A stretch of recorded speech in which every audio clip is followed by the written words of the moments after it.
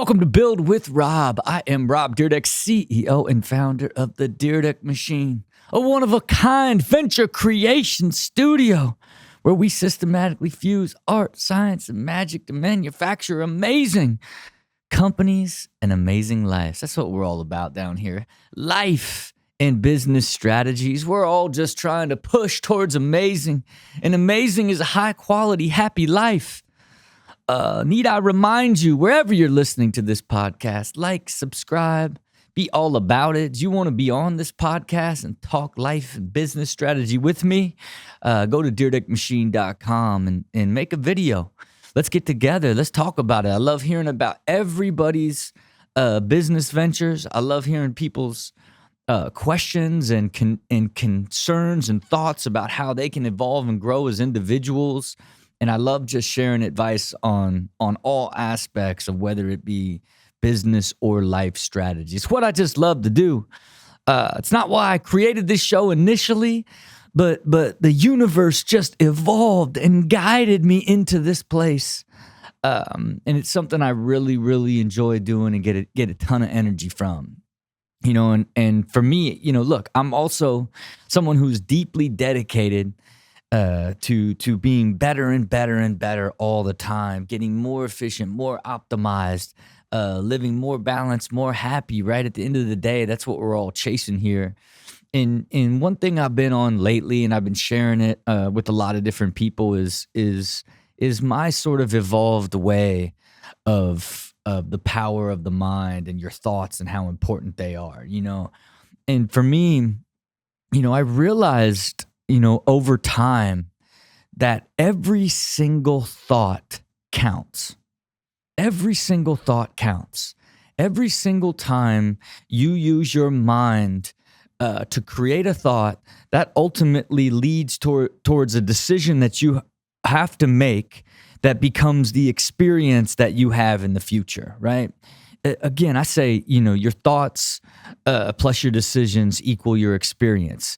And now you break that apart and you start to look at like that's how you ultimately end up developing the future. Everything that happens in the future or what you're experiencing is based off of the thoughts that you had in the past, you know, and they compound on top of each other. So if you're constantly thinking in a negative way, you're basically preparing yourself for a negative future. If you're constantly thinking about things in a positive way and what could be and problem solving in your head and creating in your head, that is what's going to end up being what you experience in the future. Because, you know, I was really trying to understand, like, how did I get to a place that I just ended up with such few negative thoughts, right? And even when I would hear myself like say it initially, and then people were like, "What's up with you never having any negative thoughts?" It seems impossible, and almost like, you know, well, that's not. He's just saying that to say it, but the truth is that's the output of how much clarity I have in my existence, how much I've grown and evolved, and how much I've built a life that just doesn't allow me to ever drift into negative places. And then you optimize that and you end up in a state that you so rarely have negative thoughts. Because what I realized is, you know, look, I lived in 5 places. Right? I was either dwelling and upset. I was living in that negative, right? And you just sit there and you can pick apart everything and you know, it's the oh, woe was me. And if I didn't do that, I could have done this, all of that, you know, or I was hoping and wishing. Oh, if this would just happen. Oh, if I just knew this person. Oh, if this, you know, these are these 2 states where nothing is happening. Nothing. You're not accomplishing anything by dwelling. You're really regressing when you're dwelling and being negative. You're basically moving backwards, right? But if you're hoping and wishing and dreaming, it seems way more fun. It's way more relaxing, gives you way more energy, but it is equally as ineffective because you're just doing nothing. You're just like wishing something would be, or you're dwelling. They seem so different, and they are on either ends of the spectrum.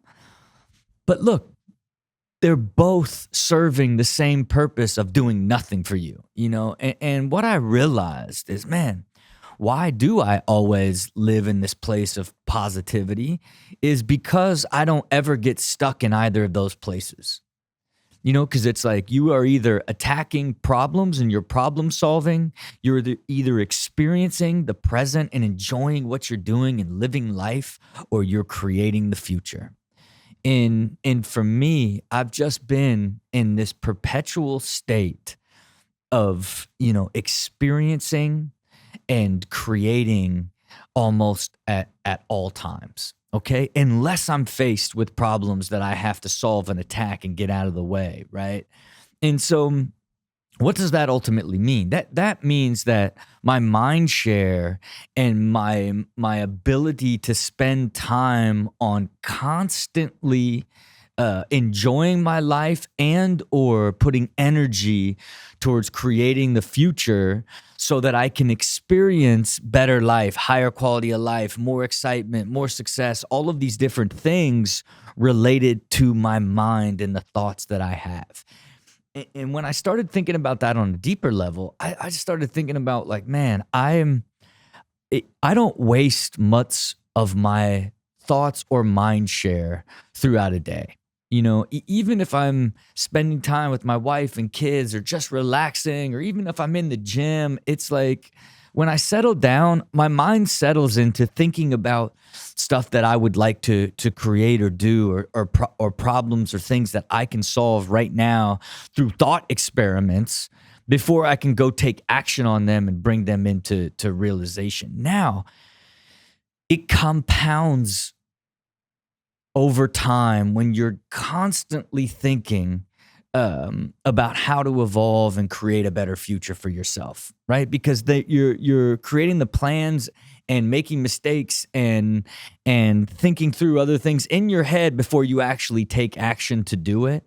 And for me, I actually read it in a book called The Science of Getting Rich. I recently read it. I wasn't familiar with the book. CEO of Outstanding Foods told me about it and said, "Hey, it was written in 1910, but it's like truth and philosophy of success." And in one aspect of that book, and it's remarkable, you should read it because it's written in 1910 and it's 100% applicable to finding success at this day and age. It's remarkable testament of a timeless work that doesn't get nearly the credit as something like Think and Grow Rich does, but an aspect inside his philosophy is how important it is for a successful person to constantly be using their free space in their mind to be evolving, creating, and growing at all times. And then when I break that out, and I just think about in general how much that has benefited me, and ultimately how that is, in fact, a gift that I have that allows me to be constantly working, evolving, and growing in my mind, instead of being basically at a dead standstill, hoping and wishing or dwelling and being bummed something didn't happen. And I'm not saying that you aren't going to drift into a place, depending on what's happening into your life, where you don't get pulled into that space and you can't escape it for a while. But if you can just be aware of your mind and your thoughts and just think like, how is this affecting me now and ultimately my future? Because again, the thoughts that you have will lead to the decisions that you make that ultimately equal the experience that you have.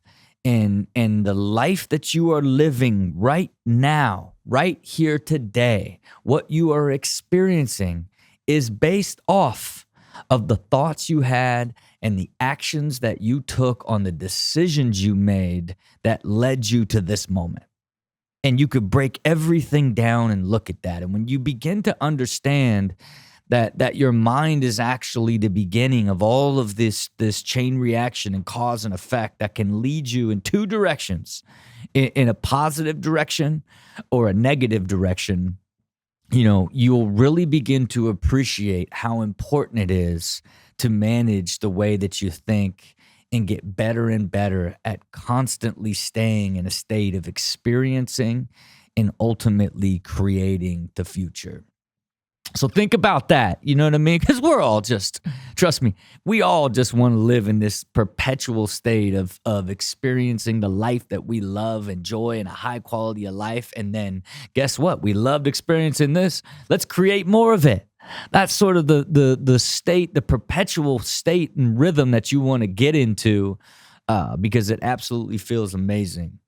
All right, today, we got a couple of great entrepreneurs, great questions, great insight. Again, I love talking about companies and strategies, and every person that's on this show that talks about their idea, I go and research as much as I can about it. I love learning about their ideas. I love hearing their stories. Again, that's why I love getting videos from everybody. It allows me to really understand and see the person and feel the passion, sometimes feel the pain, to really kind of get to know them before they end up on this show where we can experience a little bit of fun together.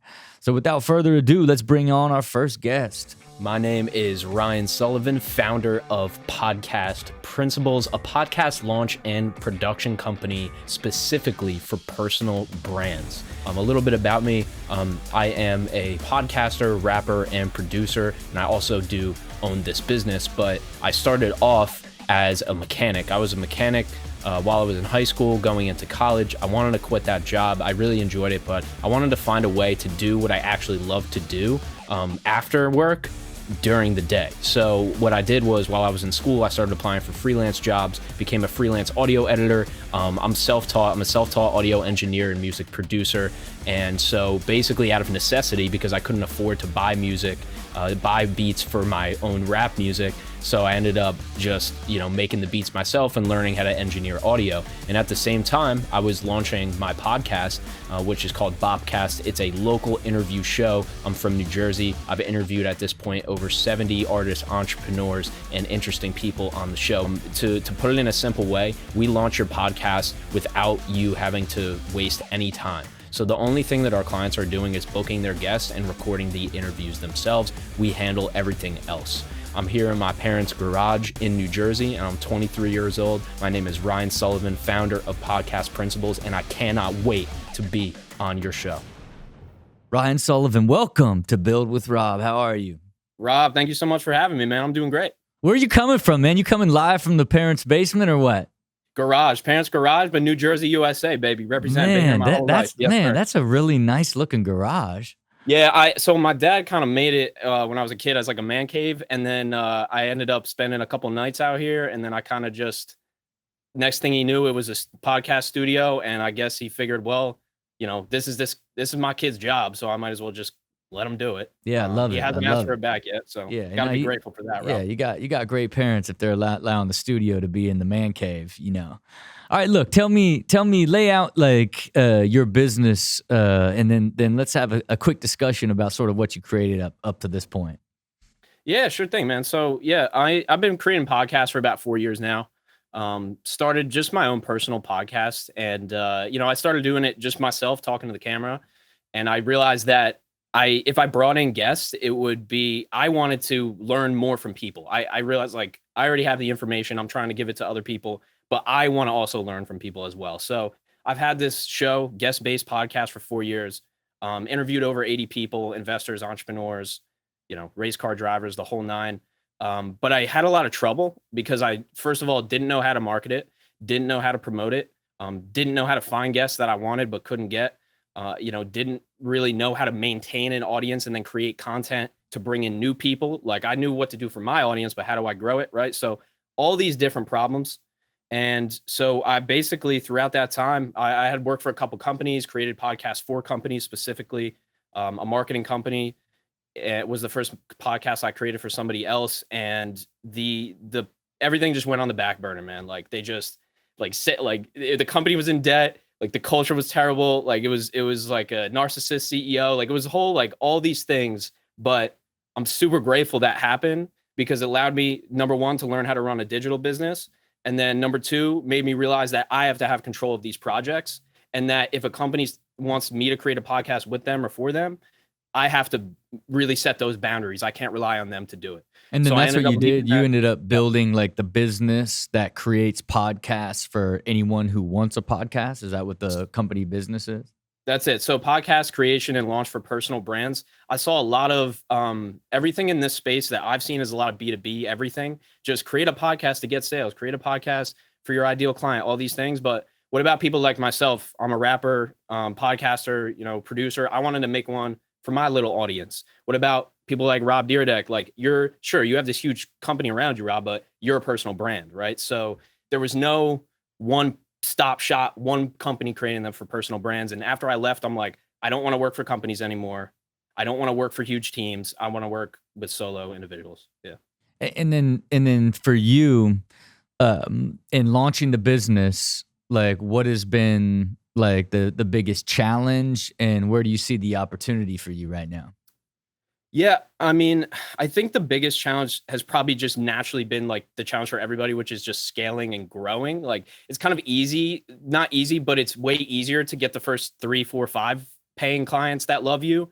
But how do you get the next 10, 15, 20, 50 clients and then build a team with the same culture of yourself that you're trying to build? And then how do you learn how to teach other people that? So definitely my challenge has been scalability. And then also, I guess, developing the team. Yeah, and look, the truth is it's a very personal business that you've created. That and it's based off your personal experience, and you're everything. You're the sales guy, you're the strategy, you're the creative, you're the you basically are the one man show. Like, you may have some partners with you helping on the operational side, but at the end of the day, it's also like a super personal business, right? And for you, your relationship with that client is ultimately the lifetime value of how they are to you, or what they are to the business. But ultimately, the real lifetime value of them as a customer is the output that they get from their podcast. Right? Because the problem with finding a personal brand, someone trying to speak to their brand, the people that know you rapping on the weekends, right? On the other side, like that, how much value and time and money can you spend on that before it's like, I'm not sure if I should be spending all this time and money on a podcast right now, versus these sort of, I don't necessarily want to call it B2B, but where you can help create value for a real estate guy, a car salesman guy, these different sort of people that can directly look at, okay, I sold 3 more cars this year. Oh, look at this. I got 5 more clients because of this. Like it's the actual ROI for who you're making the product for, or building the podcast for, is where you're going to have a much stickier, more valued sort of consumer, if you will, and just when I think about what you're doing and what led you to get here, because it's the classic example of you built the skill set by doing it for the agency, and then I could make a business out of this and do this for other people. And then, boy, what happens? Then it's like a business. Now it's hard. You know what I mean? Yeah. It's like, and creative services, boy, whoo! Creative services is. I didn't realize this was like this, Rob. I thought I was like, all right, cool, man. I'll edit some audio. Oh. How crazy could it be? Yeah. And then, and like you said, the personalize the thing. And it's like, people love me. They love working with me. And but how do you scale that 100x, scale that, or whatever you want to do? It depends on your goals. But anyway, that's where LinkedIn came in for me, because my content, my engaging on LinkedIn, it does to this day. It brings people to me, but I'm only one me. Right. And that's the, it's the, all creative services kind of like arrow back to the one sort of founder, the creative voice that you're basically connecting with. So, mastermind, I think you should look at it from a couple different ways. Like, obviously, it's the more clients you have, the better. right? But it's really the quality of the clients versus the scale of the clients, right? Because at the end of the day, you want to keep giving value and keep monetizing like your core clients, that basically you're this end-to-end solution for them, that they're seeing results and growth in their social media, and their friends are saying they love it, and this and that, and they're seeing the results in their own clients or whatever it may be. So they want this to keep going. And one way to scale is to have less clients and have more ways to monetize them, right? But the truth is you really just are going to be in that position of always wanting quality over quantity, and then determining what your goal is connected to that. And then you can begin to look at, okay, now I have this base, then I could hire somebody that could then replace me. And then how do we begin to automate this and create tiers, right, for a much easier, lower level? But the question is that what you want to do with your time and your life and everything that you're designing with this business? You know what I mean? Because you got a lot of other aspirations and seem that you have other things that you want to do, you know? Yeah, that's really it. It's where do I want it to go? See, I was under indexed on the digital. I thought that, okay, cool, I'll sell some podcasts online, I'll do some audio editing from home, it's COVID. And then I'll open a studio and just have a recording studio, done for you podcast studio. You come in, personal brands, businesses, whatever it might be, you get a producer. I mean, this model is in every city, right?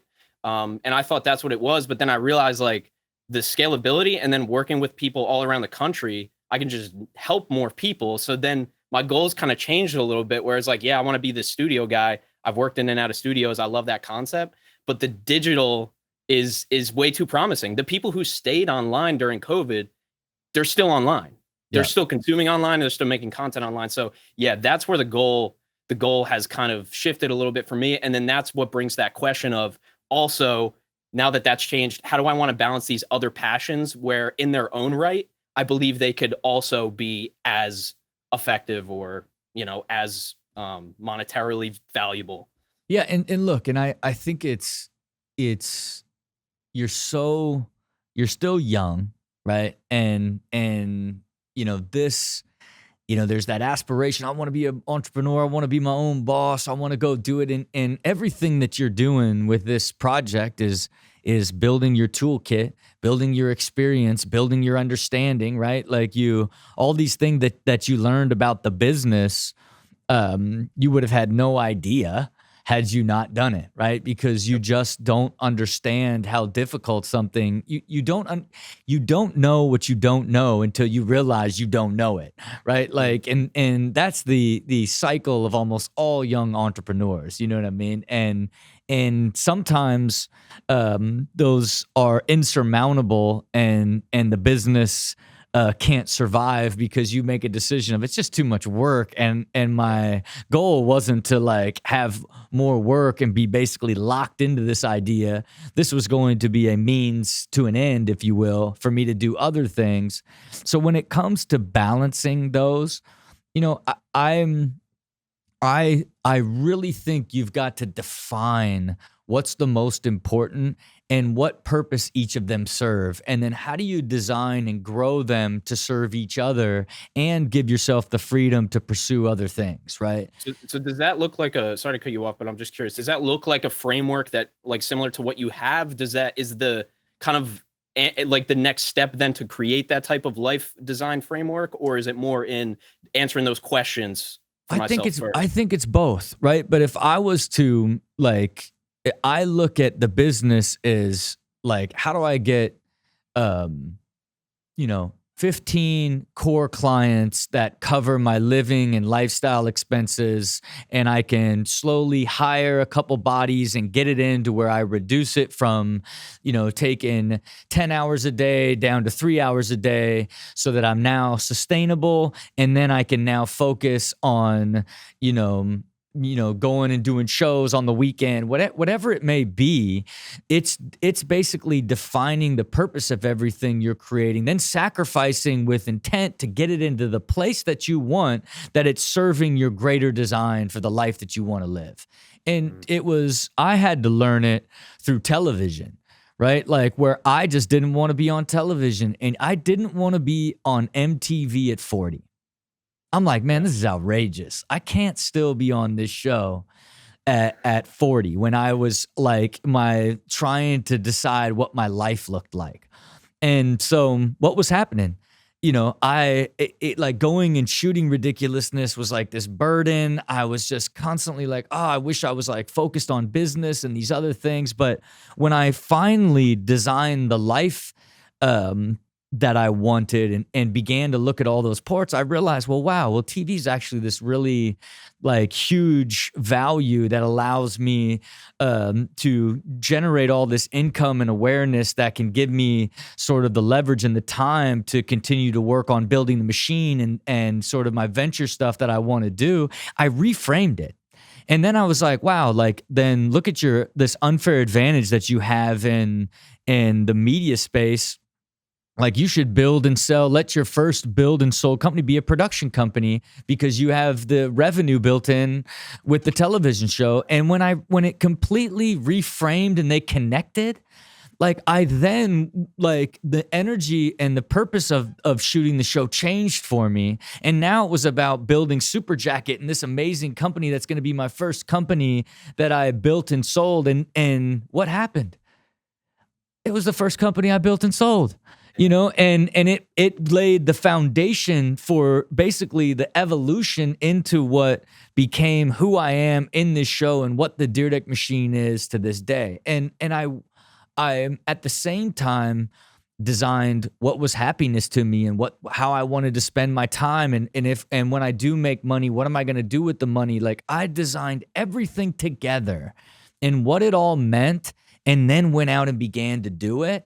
And together, like, I was still being able to try new things and along the way, but was like evolving and growing as one unified sort of system, if you will. It's just what I think you should just kind of consider as you look at not trading off which one's more important, but putting a strategy to each one. And how do they feed into that grand vision, more future focused? Yeah. And knowing that there's still a part of you that may change in 5 years.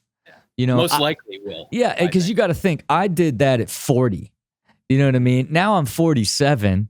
And I still have like another 300 episodes on this contract, and I will probably I would shoot this thing till I'm 60 now. You know what I mean? Like, I have so highly optimized it, because you got to think about it. It used to take all this time and energy, and then I spent so much focus on how do I get it more and more effortless. And I literally drove it to where it takes almost no mind share, no time. It's the smallest sliver of my life, and it has this huge output. That like 80-20 though, I just, that's really it. No, I mean, it's not even 80-20. It is, as you may or may not know, I track all of my time, and I can tell you, I should not have thrown that percentage. You know what I'm saying? Shooting 250 episodes of television each year is exactly 4% of my time. And that is a highly optimized, fully balanced human being who then applied, deep optimization to shooting a television show and getting it to that place. But I if we could push off into your future, right? If you can build the systems and build sort of the principles and strategies of the quality of clientele and how you service them and what you expect out of them and their long-term value, your podcast principles could be what is generating you great sustainable income that's allowing you to live out the adventure of the life that you choose to do with your remaining time and drive it to 4% instead of 80% of your time at this point. You know what I mean? It's just something to consider just as you look at everything. And even if you change, if you begin to think of life like this, you just get better and better at, you make every decision feeds into that. That's it. Yeah. Every decision matters as it relates to your system of life and how it all integrates. And the more, and if you begin to look at it like that, then you get better and better at designing it, better and better at growing it together harmoniously, which ultimately leads to a fulfilling, happy life. And the truth is, like, define it. I defined the life that I live today. I defined it in 2015. I set off on a journey to realize it in 2016, and I realized the entirety of it within 5 years. And now I am like, my vision for the next version is almost perpetual, because now I have so much harmony in the way it's all been designed and so much clarity. As you continue to grow, you keep seeing further and further. But you just got to define it in the beginning and get through that first set of milestones of what's possible, because then you believe anything's possible. You know, I'll do it now at 23, Rob. That's it. I wish I would have did it at 23. That's the beauty of this, though, man. Yeah. I read Tim Ferriss when I was 17, started a digital business at 21. I watched Gary Vee for 7 years, met him in 2019, then started my business. Like, now I'm talking to you. It's like, I have to apply this stuff. I think that's a real, there's so much shiny object syndrome, man, everywhere. And people, we want to change our goals just because we find something else that's cool. Yeah. Whereas the thing we're grinding on for 5 years isn't as exciting anymore. And it's tough, but I mean, I'm just gonna take your advice. It's basically look, and I like that it's gonna go Tim Ferriss, Gary Vee, and Robbie D. You know what sir. I mean? And then Robbie D told me I needed to look at my life as these integrated systems and design them all together and grow into the ideal life. And that's what I'm living today. Look, if you go, like, I picture you in 7 or 8 years, like, being like a Tim Ferriss, Gary Vee, Robbie D, of like, here's the guys that mentored me, and then here's the position when I met them, and then this is the evolution that I became. I hope to see it. That's it. That's what we're doing, Rob. All right. Well, look, it was a pleasure to meet you. I wish you the absolute best in the entire business. But again, just seek quality over quantity. And really understand what you expect to get out of that business. Let it be your anchor of sustainability, so you could be rapping on the weekends. Try to find that hit song. You know what I mean? Rob, you don't know how much this means to me. I got my best friend sitting next to me. I mean, I've been here since I've been watching you for 15 years, man. It's crazy to be here. And thank you just so much, not just for me, but for doing this for us. There's not a lot of people that we can actually have access to get these real answers from people who are actually doing it. So thank you so much for doing this, man. I appreciate it, man. Best of luck to you, man. Hey, guys. Hey, Rob. Hey, the whole team at Dyrdek Machine. I've watched every single podcast that you guys put out, and kind of binge watched it over a couple of days, and thought, what the heck? I think I need to reach out to you guys and see if there's an opportunity for you guys to take a good look at Bandit. So what is Bandit? Bandit's a invention that my son came up with about 3 years ago when he was a freshman at Arizona State University. And what we've created is 2 platforms that are revenue potentials. One being a peel and stick grip device for the back of your phone, which is our Bandit Peel and Stick, which we have in the marketplace now. I got about 4,000 or 5,000 units in, and we're selling those online. Again, that's been a challenge, just finding customers, but we're already selling those. And then the other one is we'll be launching our phone case. So our phone case is similar to the Peel and Stick, but the Bandit's built right in. So cool thing is it's very slim. You can see that it's very slim. And then when you want to use it, you just push in the center of the phone. Now you have your grip device and it's not coming out, and it makes it easy for you to be able to hold. And Rob, for you guys that do all of that skateboarding stuff, just to be able to hold this free-handed while you're skating or those kind of things, we think that's pretty cool too. We love what you've done, and it's amazing, where you guys are with your businesses and how successful you are. And so appreciate any kind of feedback you might be able to give us. And we look forward to speaking with you real soon. Thanks. See ya. Dusty Pearson, welcome to Build with Rob. How are you? Good to hear from you, man. How's Hey, everything going with you? I look, I live the dream over here, but what I love is seeing a father-son project come alive all the way to creating a business together. Something that I found very endearing about your video and overall story of the sort of genesis of the Bandit and the entire concept. So Yeah, I thank look you. forward to building a company with my son when he's maybe 10 or 11. We're already talking Sure. about building a water bottle together. He's 5. And he's Hey, like, they got to start somewhere. when am I going to start my first company, Dad? And I'm like, we could do it right now. Well, I'm still too young. And it's like how a 5-year-old could make that assessment is beyond me. But you're living my future. So please just lay out sort of Bandit as a product and vision for what the business is and kind of the state of where it's at right now for us real quick. Yeah, absolutely. And thanks for having me on. Yeah, this really, I'm an automotive engineer by trade. Work for a big national brand. I've been doing it for 29 years and really I mean, we all have ideas, right, as we go through our lives. Never really acted on it. And really, my son was a freshman at college. He was away at school, and he kind of came home with this idea. And he's pitching it to me, and I'm like, yeah, it sounds cool. But as an engineer, I'm like, yeah, we all have ideas, but I really, go make a prototype for me. So I asked him, I said, if you're really serious about this, go make something I can touch and feel, something that you can bring back and I can kind of take a look at it. Not really thinking I was pushing him away, but the reality was, taking an idea to the next phase is always tough. And so he went back to his dorm, and about a month later, he comes home. I'm actually on a meeting with our company meeting with some people in Japan, and he just throws this prototype. And I had told him, back up a little bit. I said, I don't care if you make it out of cardboard. I don't care what you make it out of. Just make something that I can touch and feel. So fast track, the month goes by. He throws this cardboard cutout on my desk of this grip device. And Bandit is a cell phone grip device for the back of your phone. I looked at it, and I know it's a very crowded marketplace. But to be honest with you, Rob, when I saw it, I'm like, you might have something here. So, I asked him, how much market research did you do? And a freshman in college, he probably spent about 30 minutes Googling what was out there. So then I spent about 2 weeks or 3 weeks just seeing what the market was before we took that next step. After that, I have a buddy of mine that's also an engineer who does 3D printing out of his garage, does a lot of bike parts and that kind of stuff. And I said, hey, man, I want to show you this. He saw it, his eyes blew up, and he's like, let's go do it. So fast forward, we've been in development for about 3 years.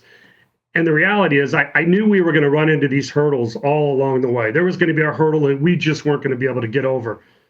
But we got over everything. I mean, we went from designing and prototyping to tweaking it. One of the things I told my son is, you got to have something that's unique. That's a very, very crowded field. You got to have something that's different. So we made sure that we had 3 unique selling points on Bandit. It rotates. The band comes out. It goes on the back of the phone. You could put it in landscape and portrait. So then we went to that next hurdle. The next hurdle, I just knew we were going to get stopped by patents, right? And we got a patent attorney. Next thing you know, we've got a design patent, a utility patent. We got the trademark branded. I can kind of show you what Bandit is real quick. So Bandit goes on the back of your phone. This one is not adhesive, but you just put it on the back, you pop it. Now you have a grip device. It rotates 360 degrees, so you can put it in portrait or landscape. The other nice feature is the band comes out, so you can change it for however you want, whether you want different colors. We also have branded some. We did this one for an artist out of Nashville that gives away to his fans. So we have a really cool, unique thing. And, that's kind of where we are. So we launched it. And when did you launch? Like, we launched right before, obviously, COVID. Yeah. So that's been it hasn't been a struggle, really. My main issue is understanding where that lane is. Where should I be? Where, should we be running through our website? Should we be going to Amazon? Should we be going to, B2B? Should we in brick and mortar? So we're kind of in that phase now. Like I said in my video, I thought everything up to this point was going to be difficult. And I thought this product is so cool. Once it gets out there, everybody's going to jump on it. Yeah. And I know it's a very crowded field, but I mean, there's 300 million smartphone users in the US alone and over 5 billion worldwide. So yeah, I just want a little sliver of it. But we've had fun. It's been, we all still have our day jobs. We're in a very, very early phase of this. One of the things, like I showed you, this is a adhesive part that goes on the back of the phone. Our new one that we're designing now is MagSafe. So we're doing the MagSafe 1-2, clicks right back on and goes in. And then we also have our phone cases these are prototype cases that we're in development now with too. So I'm going in 3 different channels here. We think it's a great brand, and we're just looking for some advice, I think, from you as to, hey, where would you take this next? How do we, I've got it on our website, but how do we get the next level? Yeah, and look, I think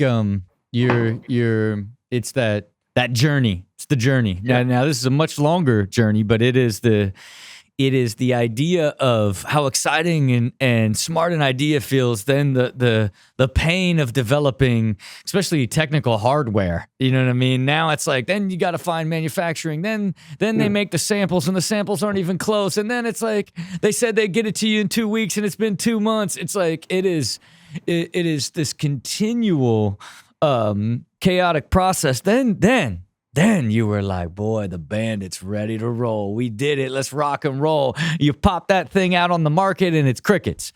Because it's like, okay, who's going to buy it? How do I get them to buy it, right? And it's like, okay, how come they're not buying it? Somebody tells you like, hey, you got to make like a really nice promo video and explain what it is. And boy, did you guys ever, man. The content you guys actually created, clearly from a local agency, wherever you live, wherever you're located, built you this beautiful, cool, positioned it for you, drove it out there. Then, hey, let's spend a little bit of money, and we can't get any return on ad spend. They're telling me we got a low ROAS, right? And the problem is like actually finding customers in itself, again, is the most difficult process. You know what I mean? And to me, especially in the crowded space of direct to consumer, where you're going to try to do, Facebook ads and these sort of traditional ways of trying to drive people to your website and converting them to customers, right? It becomes almost impossible because you can't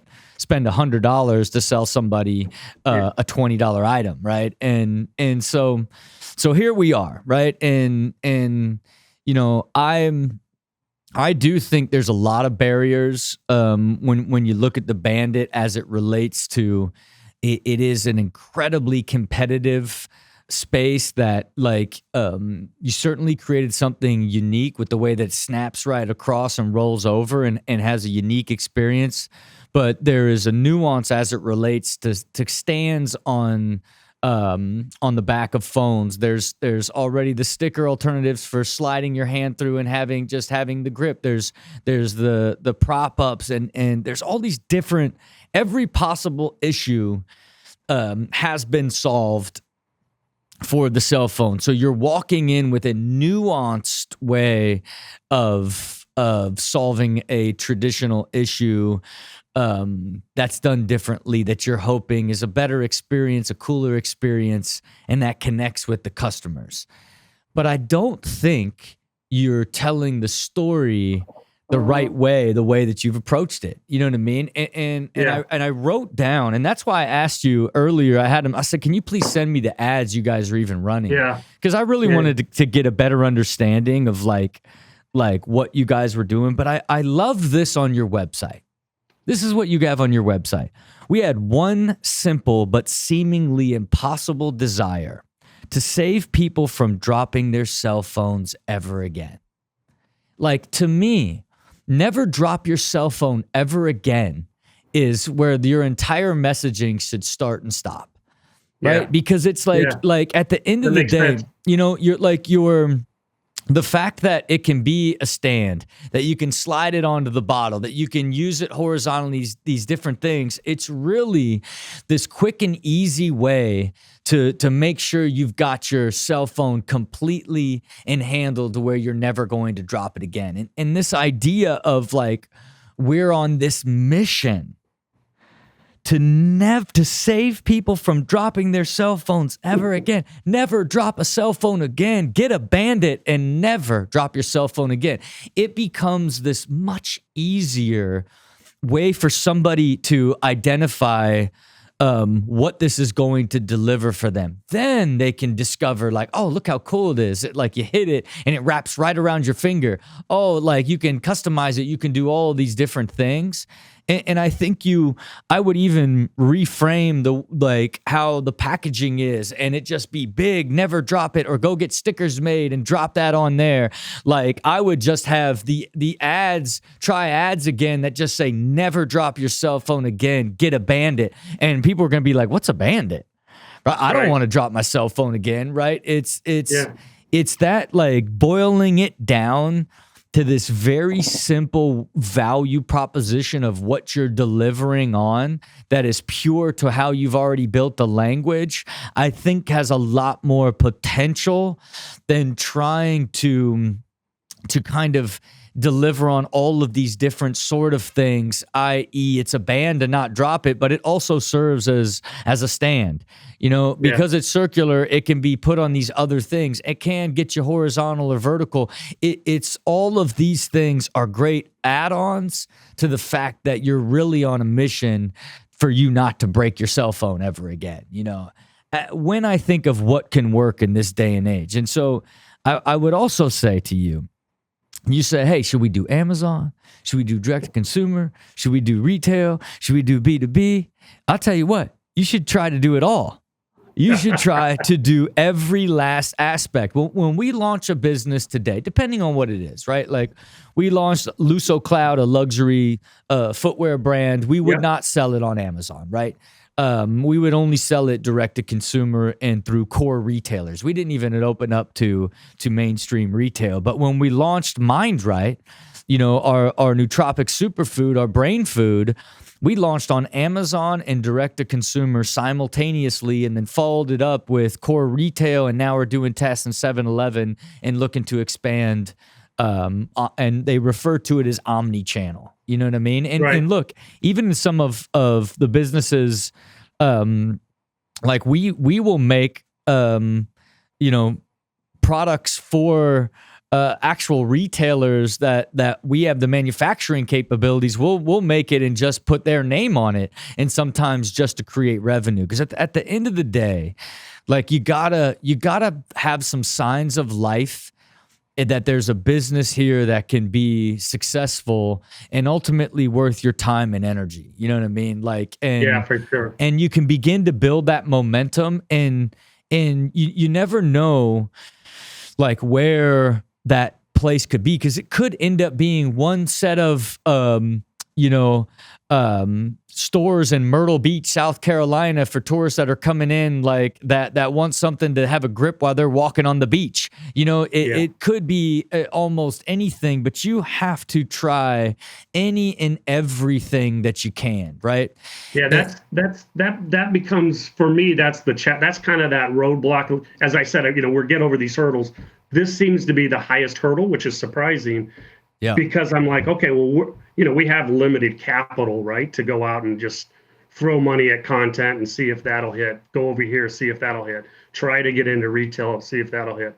I know we've got something, because every time I'm out with people, I can sell them left and right at dinner. If somebody sees it, they're like, hey, where do I see? That's the coolest thing I've ever seen. That's much better than PopSocket or some of these other. They'll go right to the website and buy.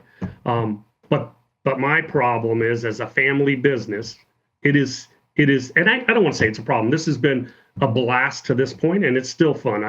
I've listened to what you say about getting up every day and having a purpose and being happy. I'm happy every day. We laugh about where we are with this, and we laugh that we're this far. But this is that one step that I'm like, I want to be very careful here, because I don't want to shoot ourselves in the foot here and go in one lane and where we probably should have been in the other. And I like the fact that your point's very well taken. I think our video on our website is outstanding. The guys that did it, love them to death. They did a great job. But the message isn't clear enough on that video in the first 15 seconds to tell you, never drop your phone again.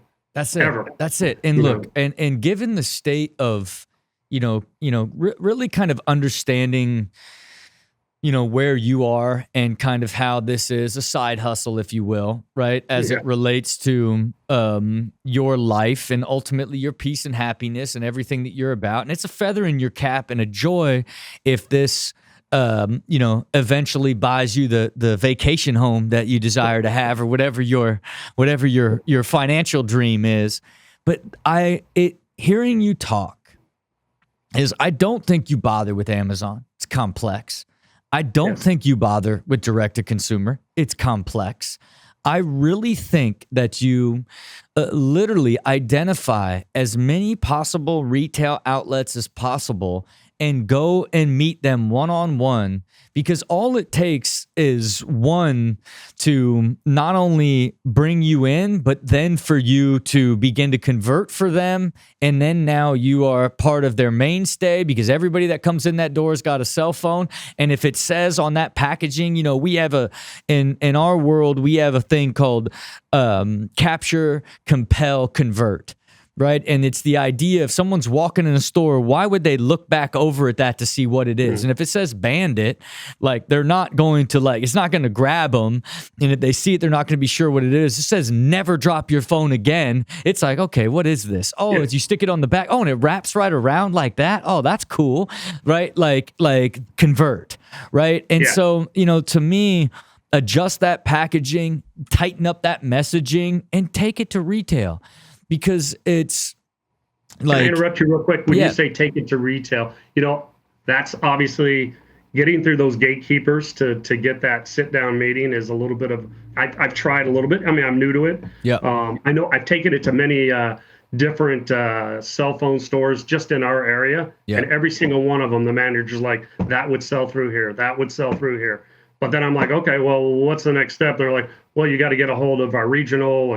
And so the gatekeeping thing is a little bit of a nuance for me, but I know we'll get through it. But yes. And so here's the quickest way around all those gatekeepers is you go out and find somebody. You search on LinkedIn.